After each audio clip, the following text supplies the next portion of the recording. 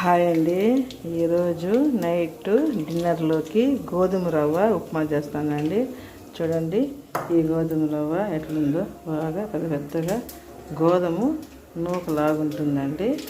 ఈ గోధుమ రవ్వ ఉప్మా చేస్తానండి. దానికోసమని బాండలు పెట్టుకొని దాంట్లో ఆవాలు జీలకర్ర వేసి పచ్చిశనగపప్పు వేసానండి. అది కొంచెం బాగా వేగిన తర్వాత ఎర్రగడ్డలండి, ఇదండి ఎర్రగడ్డలు బాగా వేగాలండి. బ్రౌన్ కలర్ వచ్చేంత వరకు ఎర్రగడ్డలు, పచ్చిమిరపకాయలు,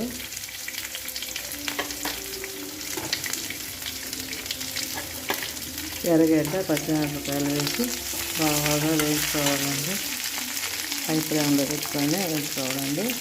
బాగా వేగిన తర్వాత ఇలాగా బాగా వేసుకోవాలండి. వేసుకున్నాక కొంచెము కరివేపాకు కూడా వేసుకోవాలండి. బాగా ఆనియన్ బాగా వేపుకున్న తర్వాత ఇదిగోండి గోధుమ రవ్వ వేసుకోవాలండి. గోధుమ రవ్వను కూడా బాగా ఒక 5 minutes బాగా వేపుకోవాలి. బాగా రవ్వ బాగా వేగినాక 1కి 3 గ్లాసులు నీళ్ళు వేయాలండి. ఇప్పుడు మనము 1కి 3 గ్లాసులు ఉప్పు వేయాలి. 1కి 3 నీళ్లు పోసి కొంచెము ఉప్పు వేసుకోవాలండి.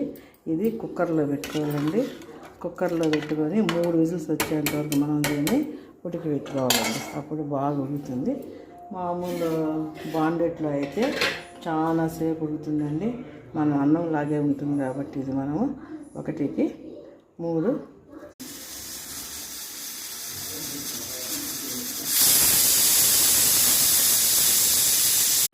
అండి. గోధుమ రవ్వ ఉప్మా రెడీ. ఇది టమాటో చట్నీ తింటే చాలా బాగుంటుందండి. అండి మా వారికి ఇస్తూ ఉండాలి, తీసుకో.